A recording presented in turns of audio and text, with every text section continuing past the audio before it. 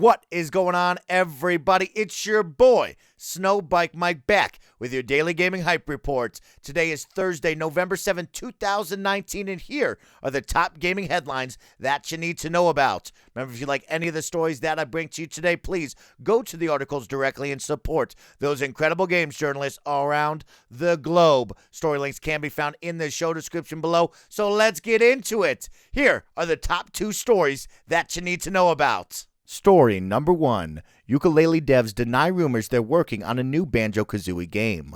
This story from IGN.com by Matt Kim. The story reads, Yooka-Laylee developers Playtonic Games issued a statement today that flat out denied that the company was acquired by Microsoft or that it's working on a new Banjo-Kazooie game. The statement was issued following a day of online rumors suggesting such. Quote, hey everyone, we wanted to address the speculation currently swarming our mentions. We hate to be the bearers of news that isn't what you want to hear, but we thought it best to come out and say we aren't working on a new Banjo-Kazooie game and we remain an independent studio, end quote, Playtonic wrote on Twitter. Quote, while we would love to work with the Bear and Bird again, that ball isn't in our court. With that said, we are keen to continue progressing as a studio, carrying the experience of games we worked on, old and new, to create new characters and adventures for you to love, end quote. The statement was issued on Playtonic's Twitter account after rumors began to surface that the company was purchased by Microsoft. The Banjo-Kazooie name was then thrown into the mix since most of Playtonic's staff is comprised of ex-Rare developers, including the recently hired Ed Bryan. Well, if this rumor was true, this would be a hype story for your Thursday Hype Report. I gotta say, I would love to see Playtonic Games and their Yooka-Laylee developers go out there and make another Banjo-Kazooie game because I love the Bear and the Bird. But unfortunately, it looks like they squashed the rumors, and I'm a big fan of these developers and these game studios getting ahead of the messaging and say, hey, let's slow down just a moment. This is just rumor and speculation. We will remain an independent studio. We were not purchased by Microsoft, and we are not working on a new Banjo-Kazooie game. So good for them to get ahead of the message, let all of their fans and players know around the globe that this is not true. Don't get too worked up over it, but still go out there and support them as they are looking to continue to grow as a studio and make new adventures for you to love. And if I may add, please make Conker's Bad Fur Day. I know you can't do it, but man, wouldn't that be so dope? I just want Conker's Bad Fur Day back. Story number 2. China bans kids from playing games after 10 p.m., caps microtransaction spending. This story from Kotaku.com by Luke Plunkett.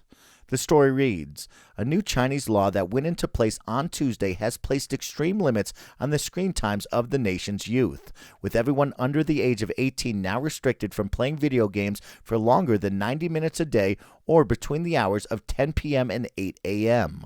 As the New York Times reports, China's National Press and Publication Administration announced the changes earlier this week, which are aimed at addressing issues like video game addiction, nearsightedness, and, quote, poor academic performance across a broad swath of society, end quote.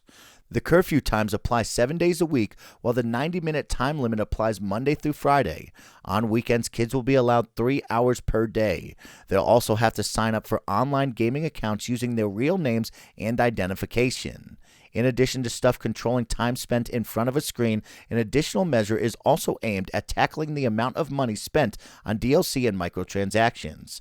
There will now be a hard limit of between $28 and $57 a month users are able to spend on items, which scales depending on how old the player is. While this all sounds very sudden and drastic, the New York Times reports that the industry has known this was coming for a while, and many games and providers already provide baked-in limits similar to these in the Chinese market. Wow, everybody out there, I gotta say I am shocked by this story and really at a loss for words. I don't know how to feel. Is this a good thing? Is this a bad thing? I kind of feel like it's a good thing to limit the screen time of the nation's youth, but I don't know how to feel right now. So please let me know in the comment section below, how do you feel about this new Chinese law that went into place earlier this week, limiting the screen time of the nation's youth? Now anybody under the age of 18 years old is limited to only 90 minutes of gameplay a day RSVP, and they are not allowed to play any sort of video games between the hours of 10 p.m. and 8 a.m. The curfew is truly wild, and the limitation of video game play each and every day is wild to me as well. Of course, it opens up on the weekends. That 90 minutes goes up to 3 hours, but still, I don't know if I should say bravo to China on limiting the gameplay of their youth, or is this a bad thing? I don't know how to feel right now. This is a wild story. And then, of course, a big one there, them trying to control the microtransactions as well. They're going to have a hard limit between $28 and $57 a month for users to be able to spend on items. That's pretty wild to me, and I like the scaling of it does go up if you're older in age, but still, man, limiting on screen time and controlling microtransactions. Is this a good? Is this a bad thing? I don't know how to feel. Let me know in the comments below. What are your thoughts on this big time ban coming out of China?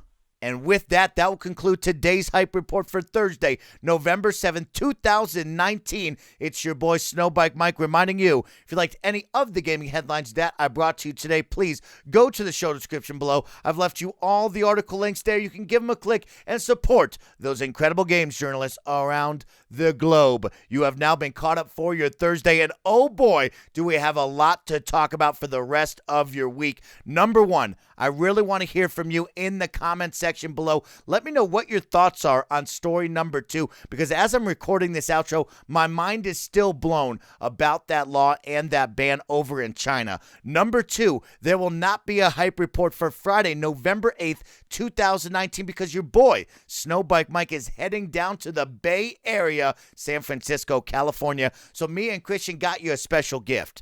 There will be no Hype Report, but there will be a brand new episode of the Hypecast with me and Tom Bach. So go out there and enjoy your Friday with a brand new podcast with SnowBikeMike and Tom Bach. Finally, number 3, on Sunday, November 10th, 2019, your boy, SnowBikeMike, will be at 2K headquarters commentating and shoutcasting the Warriors Gaming Squad Invitational Finals for the Xbox One side. You can tune in at noon Pacific Standard Time on twitch.tv/Warriors Gaming to check it out. Or if you're in the Bay Area, you can RSVP right now at twitter.com/Warriors Gaming. It's totally free up at 2K headquarters in Novato, California. I'll be there. Will you? If you can't be there, please go on over to the live stream. Support in the chat. It would mean the world to me. Thank you all so much for tuning in on this Thursday Hype Report. I will see you back here on Monday because, of course, you're going to get a new podcast Friday. I'll be down in the Bay all weekend long, so have a good one out there, gamers. I'll see you soon.